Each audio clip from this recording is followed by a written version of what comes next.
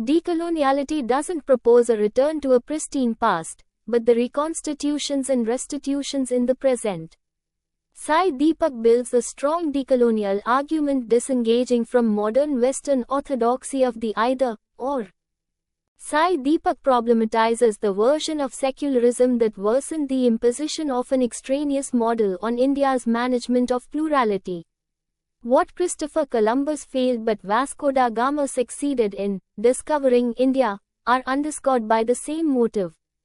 J.Sai.Deepak describes them as the impression on Bharatiya civilization of the impact on religion, nature, language, caste and tribe. The protagonist of this tale, J.Sai.Deepak, did not apparently begin with any antecedents for this quest. J.Sai.Deepak explores the origins of the colonial experience at the dawn of the Age of Discovery. One of the fundamental questions examined is the rootedness of the entire colonial venture in Christian conceptions. J.Sai.Deepak highlights the cultural and religious nature of the East India Company's motivations. Effective political rule to preempt future revolts remained Christian in spirit. Government of India Act of 1919 provided framework for independent Bharat's Constitution of 1950. Notion of civilized nations to expanding international order asserted a secular Christian motif to define it. The author thanks the Bloomsbury India team for their support in the creation of the book. He also thanks the team at Upward for the cover design. The author also offers his deep veneration and gratitude to Indic icons and scholars of the past and present.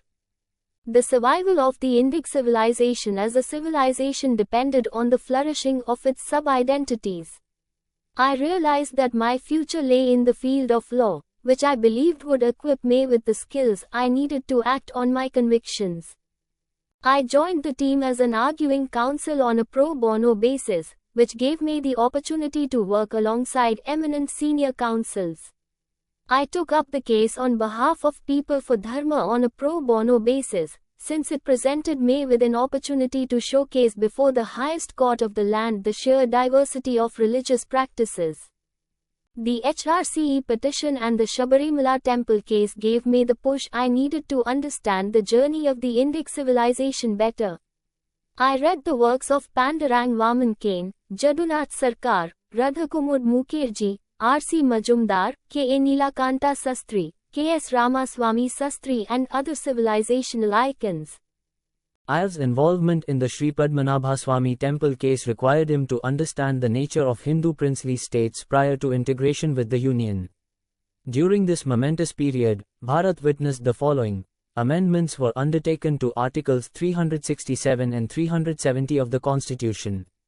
The Citizenship Amendment Act, 2019 provided an accelerated access to citizenship for persecuted Hindus, Sikhs, Buddhists, Jains, Parsis and Christians from Muslim-majority countries. There seemed to be a shared view across ideologies that there was indeed a universal and uniform moral standard that all civilized societies must adhere to. Few seemed interested in challenging the Western normative framework.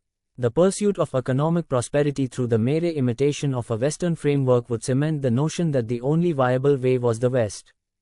Recasting Bharat in the mold of the West would kill its originality and character. I sought a framework that would make it possible for me to strike a balance between civilizational imperatives and constitutionalism. My most critical expectation was that the framework must be malleable and conducive to the Indic worldview. This book is the first of the Bharat trilogy that explores the influence of European colonial consciousness, coloniality on Bharat. It lays the foundation for its sequels by covering the period between the Age of Discovery and the reshaping of Bharat. I have put forth the concept of Middle Eastern coloniality since Middle Eastern colonization of Bharat preceded the European variant. I have explained as to why post-colonialism in Bharat has served to entrench both forms of colonialities and must, therefore, give way to decoloniality. This section covers the period between 1858 and 1919, when the first British-made constitution for India was passed. Those who disagreed with me used words, such as orthodox, traditional, anti-rational, and anti-modern, to caricature my position.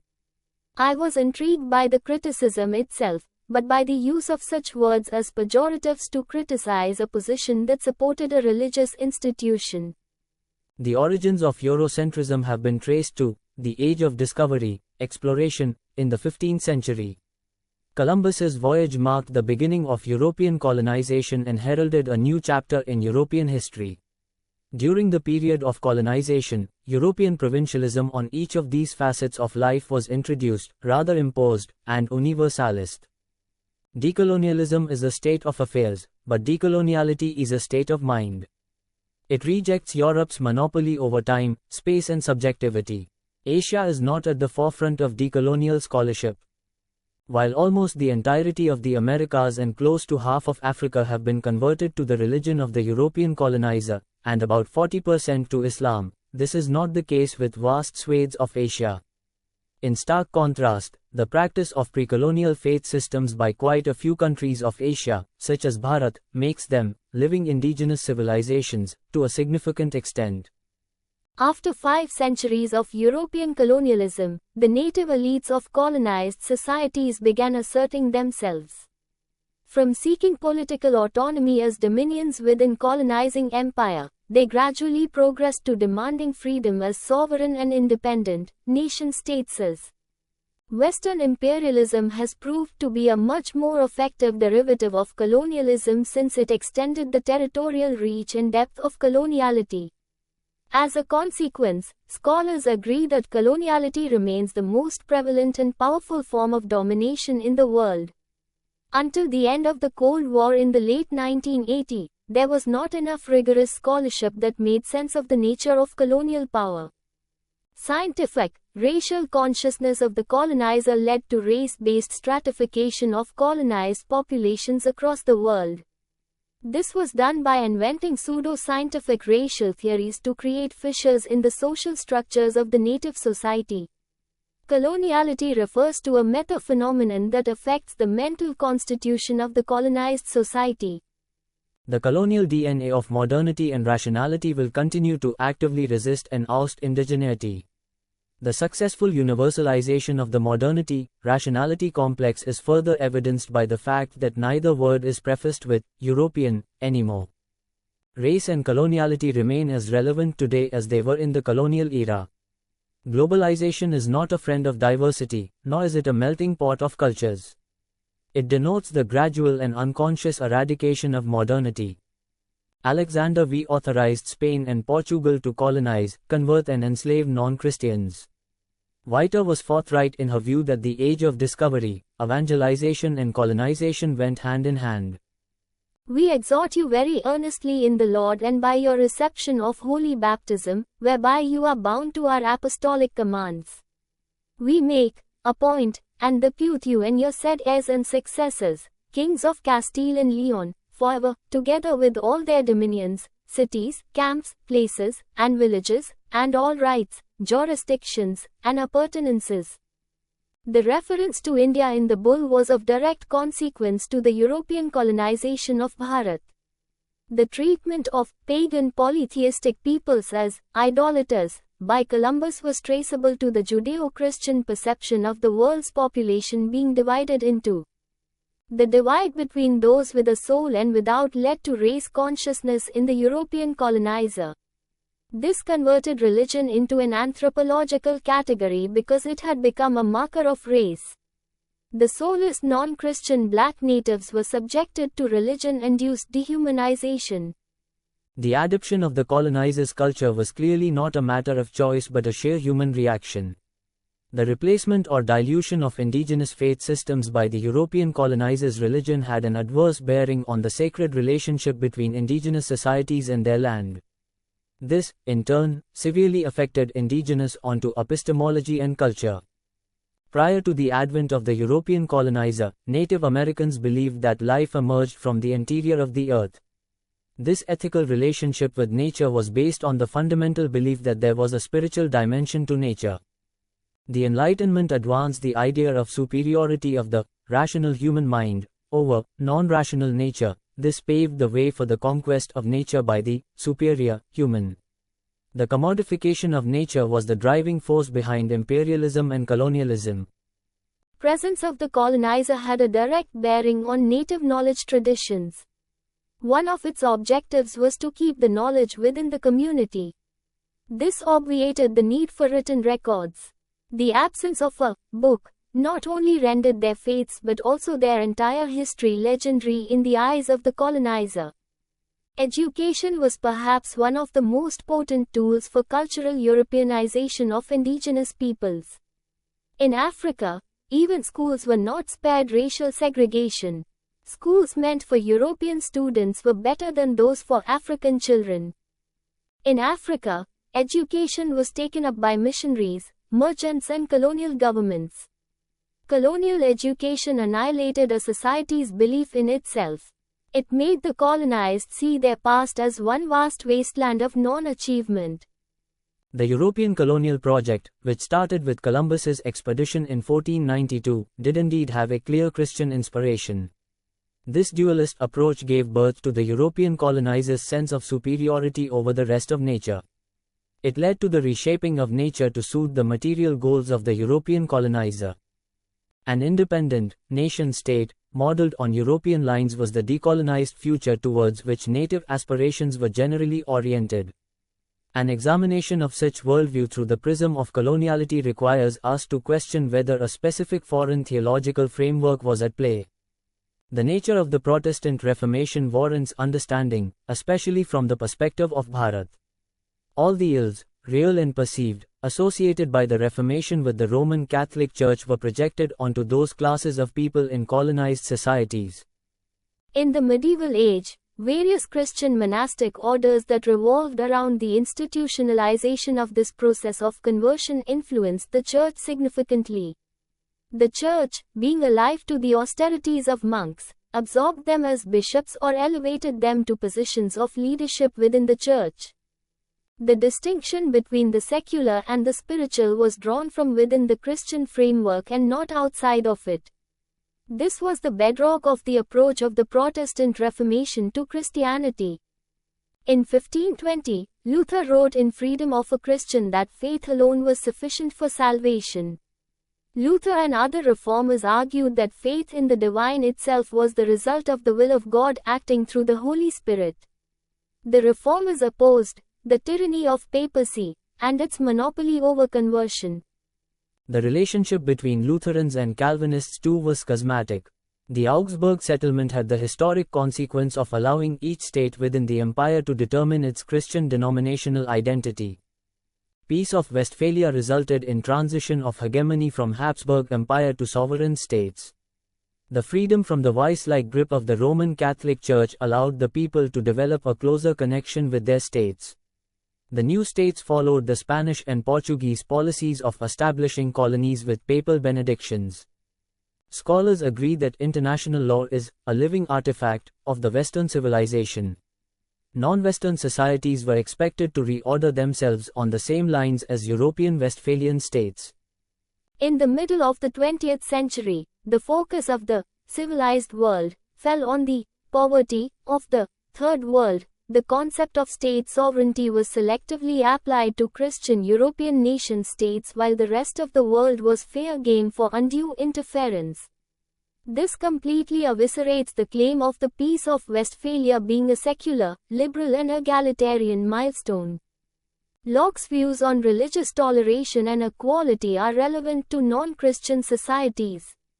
The Rover argues that Locke's views were clearly informed by the Protestant conception of true and false religions. The limits of Locke's religious toleration are thrown into sharp relief when atheism stands excluded. The concept of true and false religions and heresy are embedded in the Christian understanding of toleration. The political theology of the Protestant Reformation could not have been written clearer on the walls of the Enlightenment project. The Enlightenment represented the second wave of progressive secularization of Protestant Christian OET. The idea of toleration is sought to be invoked to canvass the secular, liberal and broad-minded vision of the Enlightenment. The writings of the leading thinkers of this movement prove the contrary. The scientific temper that arose out of the Enlightenment may have provided scientific justifications for the race consciousness and perceived superiority of the white Christian European colonizer. There is a need for more honest conversations around the dark side of the Enlightenment. Former colonized societies have suffered irreversible all-round harm. Presumptions of secularity, liberality, neutrality, equality and universality, which are imputed to the Enlightenment and its values, are seriously rebuttable, circumspect and, dare I say, even baseless. Concepts such as separation of the church and the state were secularized. Concepts such as separation of powers, toleration, liberty, and notions of rights and duties were secularized. National constitutions became the codified fount of coloniality. Blind and unthinking constitutionalism has effectively contributed to the concentration of totalizing powers over morality and worldview.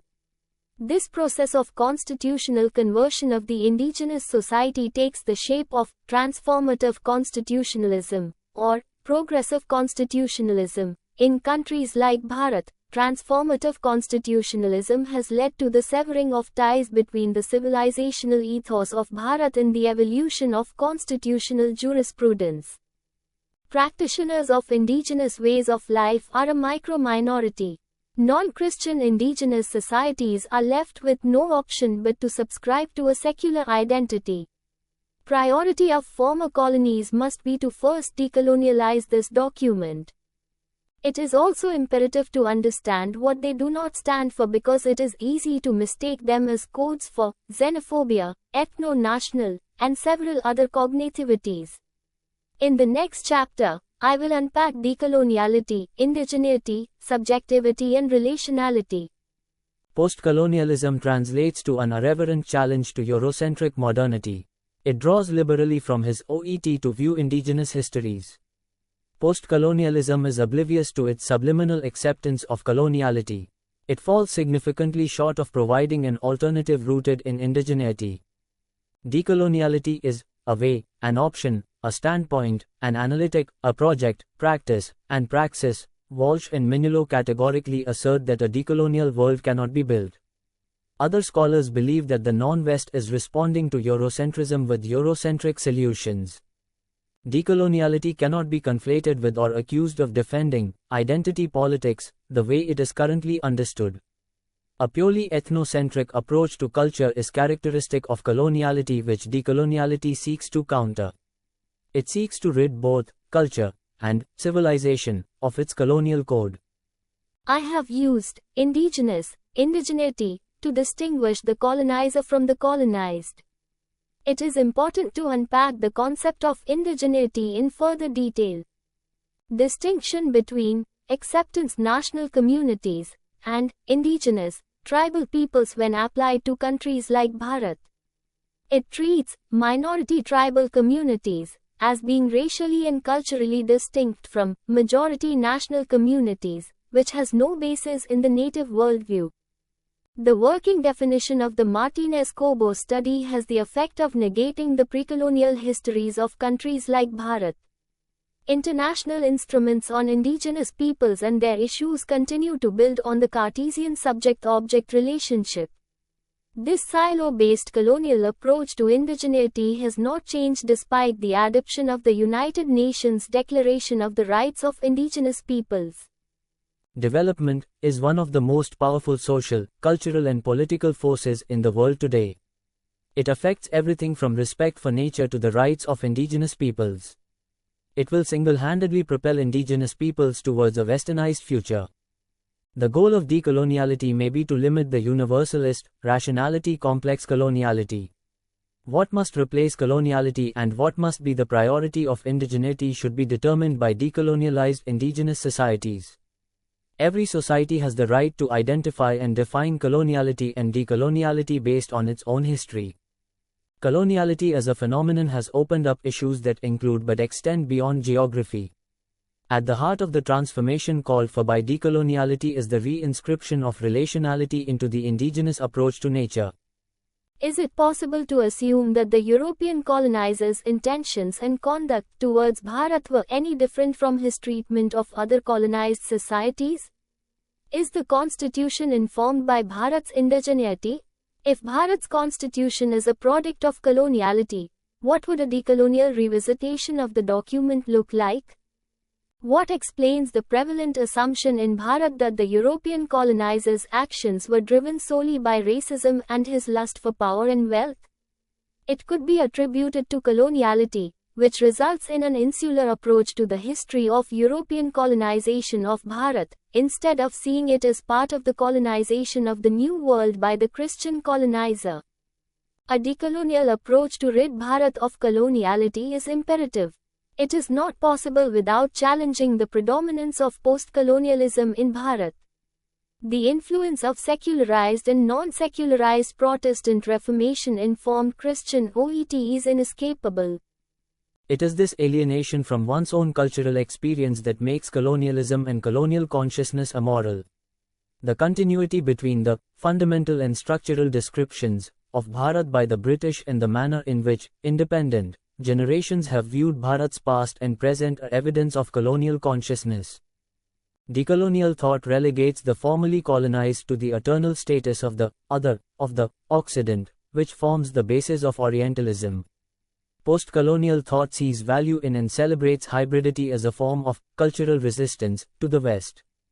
It supposedly subverts Western civilization through imitation and therefore contaminates what belongs to the West. Post-colonial school actively obstructs honest analysis of Middle Eastern colonialism. Both forms of colonialities are non-indigenous since the OETs they are inspired by are not only outside the civilizational weave of Bharat. In a nutshell, Bharat and its indigenous values represent nothing more than a territory and people to be conquered. Both forms of colonialities are alive and kicking within contemporary Bharat. Post-colonial and Marxist schools have forged a collaborative partnership. Both schools have arrogated to themselves the status of self-appointed guardians of India studies, now South Asia studies. The first wave of recorded Muslim Arab invasions of Bharat began in the 8th century. Dr. Ambedkar suggested a continuum of thought between the Islamic OA-inspired invasions of Bharat in the 8th century and the ultimate demand for the creation of Pakistan. How far is it open to the Hindus to say because once it belonged to them, therefore, it must remain forever an integral part of India? The methods adopted by the invaders have left behind them their aftermath. Northern India has been like a wagon in a train, which can be coupled or uncoupled according to the circumstances of the moment. There is more spiritual unity between Hindustan and Burma than there is between Pakistan and Hindustan. Middle Eastern colonialism had its origins in OETs that lay outside the pale of the Indic civilizational fabric. What constitutes Pakistan today was part of Bharat once. Indic consciousness has as much incentive to protect itself from coloniality as it does from European coloniality. The continuing existential threat posed by both colonialities to Bharat's indigeneity makes decoloniality not just an option, but a civilizational imperative. The claim that Bharat is a civilization state requires us to address the following layers at the very least. I will try and address each of these questions as organically as possible. Primary reliance is placed on Indic and pro-Indic voices. My other objective is to draw attention to Indic scholars whose works have been systematically sidelined. Sarda treats the end of the Mahabharat war as the turning point in the history of Bharat, an approach consistent with that of Indic systems. Ironically, the very same servile colonialized Indian mind would have no qualms accepting the historicity of the founder of the white European Christian colonizers' faith as a given. Mukherjee first draws attention to the British colonizers' treatment of Bharat as not one but a collection of countries. He cites this Eurocentric perception as an impediment in making sense of Bharat. The spread of a common culture and civilization through the efforts of Emperor Bharat is attested to by Indic sources.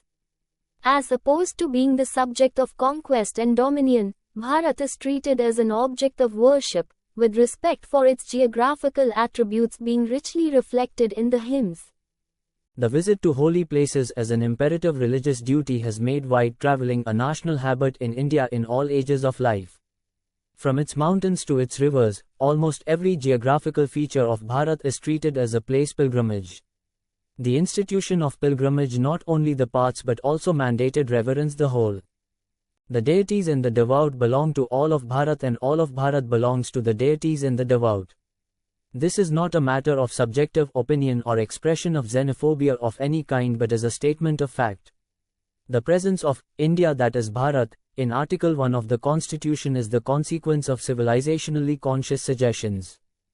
The framers of the Constitution operated under the belief that Bharat was a synthetic product of colonial efforts. There is no basis for the colonialized myth that Bharat was created by the British colonizer, prior to which it lacked a sense of self and history. Dr. Ambedkar threw his weight behind the decision to defer the issue once again. Pandit Govind Ballabh Pant wanted it deferred on the ground that the members of the assembly had not been able to reach unanimity on this important point. Dr. Ambedkar brought up the draft Article 1 at the fag end of the session on the 17th of September 1949.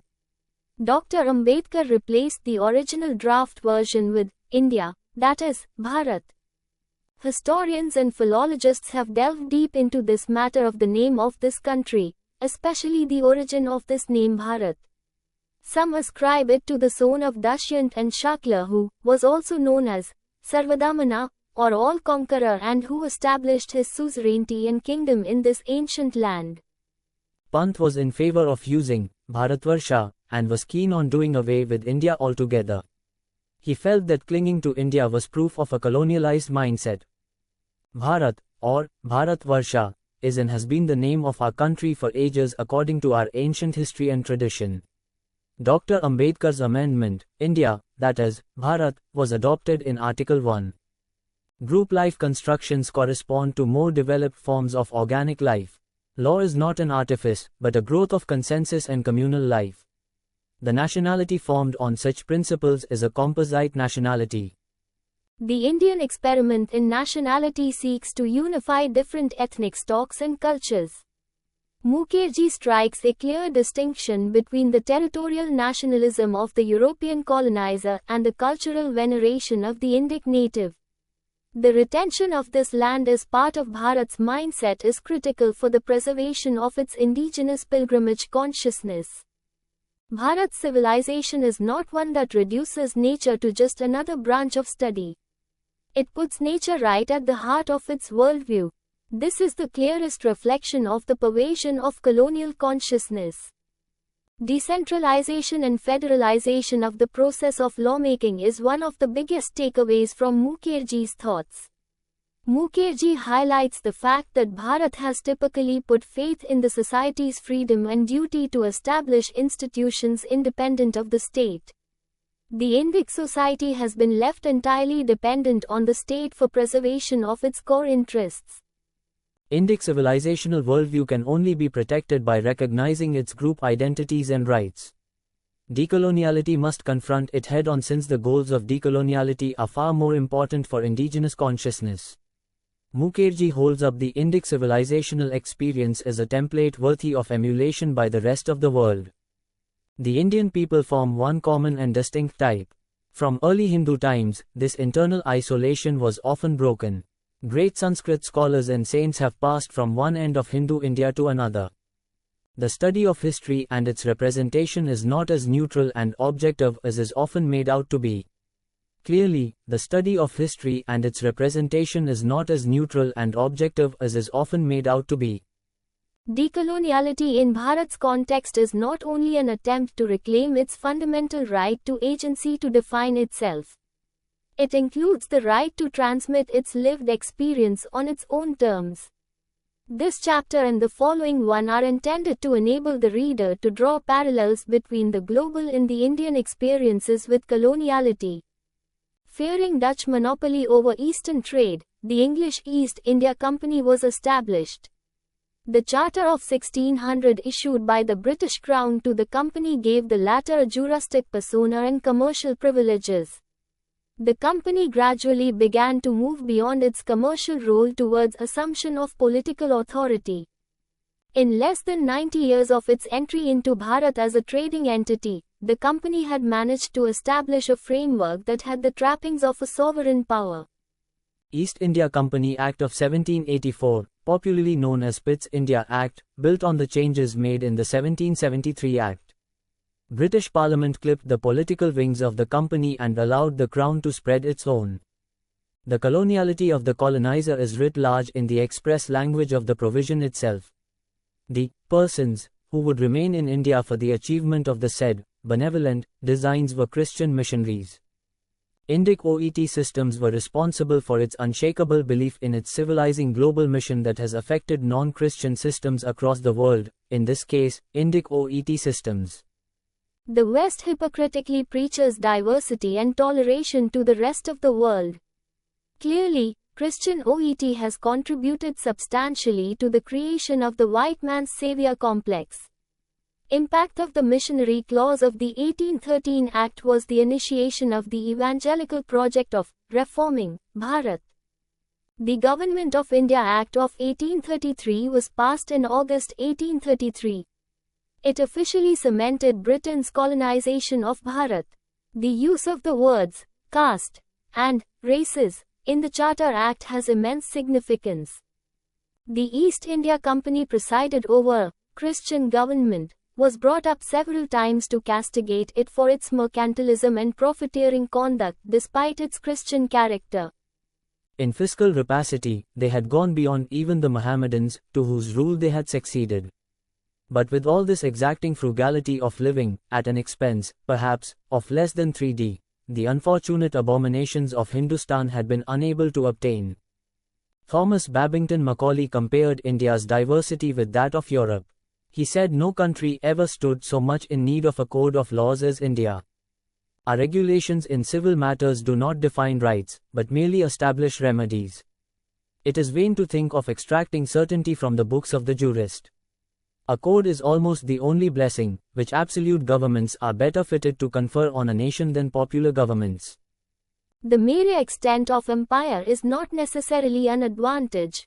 Governments, like men, may buy existence too dear. To trade with men is infinitely more profitable than to govern savages. Macaulay's speech captures the essence of colonial consciousness. It captures the essence of colonial consciousness so thoroughly that I do not think I can improve upon it. In India as elsewhere, the established churches of England, Ireland, and that of Scotland stood upon an equal footing. Buckingham opposed this primarily on the grounds that Indians must not be expected to pay for the establishment of a religion in Bharat. Bishop Middleton protested against a Presbyterian chapel being built in Bombay. He said that dissenters had no right to steeples. Bishop, the nearer we approach to the purity, economy, meekness, and piety of the apostolic age, the greater would be the probability of our enlightening, moralizing, and Christianizing. There was quite sufficient precedence to authorize the House in granting to the Roman Catholics the protection of a statute. It would be the pride of the Protestant religion to make converts by the superior tone of its morality. The abolition of slavery throughout the dominions has been the object of the constant attention of this country. The inhabitants of India should be gradually interested with more and more of the superintendence of their own internal affairs. The only really native endowments or educational establishments founded by the British government were the Mahometan College at Calcutta. In 1813 a bishop of Calcutta and 3 archdeacons for the presidency were appointed. In 1832 there were 37 chaplains, in Madras 23, and in Bombay 15. Under the Act of 818 the archdeacons ceased, and 2 additional bishops were appointed. Mangles was opposed to state support for the Christian establishment in India. His dissent only proves that the British Indian government was indeed actively aiding missionary work in Bharat. The events surrounding the Intersea Terror in 1493 until the Protestant Reformation had a clear bearing on the colonization of Bharat by European nations. Did the Christian consciousness of the colonizer influence the shaping of his education and language policies in Bharat? Not only did this policy of Christian toleration translate to state support being provided to the spread of Christianity, it also translated to the colonizer approaching Indic OET systems. Some practices were accepted as truly religious, while others were rejected as illegitimate additions to religion. All aspects of Indian traditions that did not fit into the codified model of Hindu law were rejected as illegitimate human additions to true Hindu religion. The application of the Christian concept of religion to Indic OET gave rise to the debate as to whether Hinduism was a religion or a way of life. The test was laid down by the Supreme Court in the landmark judgment delivered by a 7-judge bench in 1954. The Indian state has enacted at least 15 Hindu-specific legislations that enable state control and facilitate state entrenchment in Hindu institutions. This is in stark contrast to the Christian secularism of Europe, which protects Christian institutions from state interference. What Article 25(2) contemplates is not regulation by the state of religious practices as such, but regulation of activities associated with religious practices. The application of such a test to Indic faith systems is to impose the Christian theological framework on indigenous faith systems. The adherents of Indic faith systems are concerned that the treatment of Hinduism as a way of life, and not a religion, by the Indian state might deprive them of their fundamental religious freedoms under the Constitution. Indic faith systems are distinct from both Abrahamic religions. Unlike other religions in the world, the Hindu religion does not claim any one prophet. It does not subscribe to any one dogma. The Hindu religion cannot and does not render dharma, or dharmic unity, an artificial colonial construct. The concept of religion by Christian Europe or the West approximates the nature of non-Christian or non-Abrahamic indigenous faith systems. Did Europeans understand Indians when they spoke of dharma, shastra, puja, brahmanas, or jati? Europeans invoked notions like religion, worship, gods, or priesthood in order to describe India. As Indians took over these words, original meanings were distorted. The High Court has found that the math in question is in charge of the Sivali Brahmins, who constitute a section of the followers of Madhvacharya. As Article 26 contemplates not merely a religious denomination but also a section thereof, the math can legitimately come within the purview of this article. Dr. Madhu Kishwar captured brilliantly the colonial obsession with codification of Hindu law. The contempt for Indian society, labeled backward, uncivilized and degenerate, was all-pervasive. Christianization of Indic consciousness has impacted not just the external edifice of the Indic society but also pushed specific groups, communities and ways of life. This shared hatred of an Indic sub-identity based on colonial versions of Bharat's history and consciousness is proof of coloniality at work. The European colonizer ensured that even the indigenous discourse on consciousness-related issues takes place within a secularized Christian framework. Caste is a modern phenomenon, that it is, specifically, the product of a historical encounter between India and Western colonial rule. It was under the British that caste became a single term capable of expressing, organizing, and above all, systematizing India's diverse forms of social identity, community, and organization. Deval argues that the ideology of tribe did not disintegrate in India with the end of colonialism. She argues that the tribal paradigm is ill-suited to categorize both past and present Adivasi societies. Between 1715 and 1787, English medium charity schools were set up in Madras, Bombay and Calcutta. The nexus between education, language and religious conversion was thoroughly understood by the Christian establishment. It is perfectly in the power of this country, by degrees, to impart to the Hindus a language. It would be extremely easy for government to establish, at a moderate expense, places of gratuitous instruction in reading and writing English. Grant's views are the perfect response to those that contend that language is merely a medium of instruction or communication. Grant's views were proof of evangelical intent prior to and underlying the 1813 Charter Act. Christian education was introduced in India to counteract the dictates of Brahmins. The aim was to open the minds of the rising generation by due instruction. Theory could not have been clearer in the intent behind the introduction of Christian education in Bharat. The education of the Hindu youths generally commences when they are 5 years old. The English language is taught in one school only. The children of manufacturing class of people have books peculiar to their own religious tenets. Raja Ram Mohan Roy was known as the Hindu social reformer, and as one of the founders of the Brahmo Sabha. In less than 2 centuries, European coloniality has made deep inroads which Middle Eastern coloniality could not. The sum set apart for the instruction of the natives of India was intended by the government in England for the improvement of its Indian subjects. No improvement can be expected from inducing young men to consume a dozen of years of the most valuable period of their lives in acquiring the niceties of the Vyakuran or Sanskrit grammar. Macaulay's infamous speech on the intention behind the introduction of colonial education is often cited. But the role played by Hindu social reformers of the colonial era is rarely known. I would rather err on the side of liberality to individuals than suffer the public faith to be called in question. There is not a single word in any public instrument from which it can be inferred that the Indian government ever intended to give any pledge on this subject. English is spoken by the higher class of natives at the seats of government. It is likely to become the language of commerce throughout the seas of the East. The literature of England is now more valuable than that of classical antiquity. The people of India do not require to be paid for eating rice when they are hungry, or for wearing cloth in the cold season. The Sanskrit and Arabic languages are the knowledge of which does not compensate for the trouble of acquiring them. We do not even stand neuter in the contest between truth and falsehood. It is confined that a language is barren of useful knowledge. We are to teach it because it is fruitful of monstrous superstitions. The hypocrisy of the British colonizer is writ large. The Christian colonizer never deemed it fit to ask as to what was the market utility of being trained in Christian scripture. The British establishment was happy to financially support the Christian establishment in Bharat.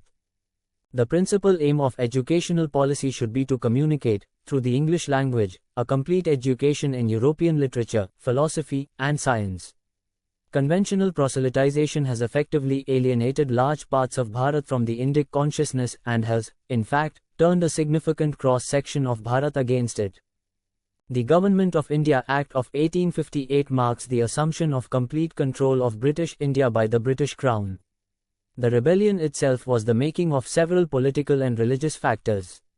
The role played by the European colonizers' utter contempt for the natives, their religion and race must not be ruled out as a contributing factor.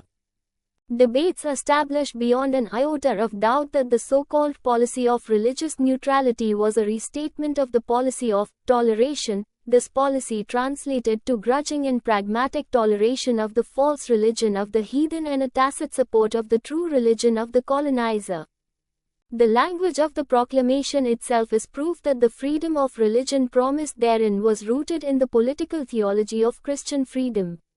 The Bishop of Oxford proposed an addition to the clause vesting the right of nominating to chaplaincies in India in future alternately in the Crown and in the Bishop of the diocese. India must be governed in India, and not from England. No distinction of caste be any longer recognized. All connection on the part of the government with the rites and customs of an idolatrous religion be entirely abolished. The Earl of Shaftesbury was clear in his position that the British government should not shy away from calling itself a Christian government. The Archbishop of Canterbury was committed to the abolition of caste distinctions. The Bishop of London voiced his objections to the management of Hindu temples by British officials, which was the predecessor to the Hindu religious and charitable endowment legislations that are in force even today in contemporary Bharat.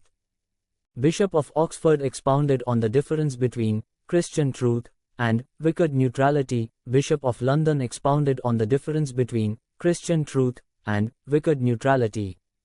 Lord Canning, it is my considered position that there is no reason to read and understand the Queen's proclamation of the 1st of November 1858 as being any different in its intent and import from the views of the members of the British Parliament. The transfer of territories and government of British India to the Crown under the Act marked the beginning of a direct Christian, civilizing phase for Bharat. There was certainly no attempt on the part of the British government to conceal or skirt around its Christian identity and the foundations of its infrastructure in Christian political theology. Section 08.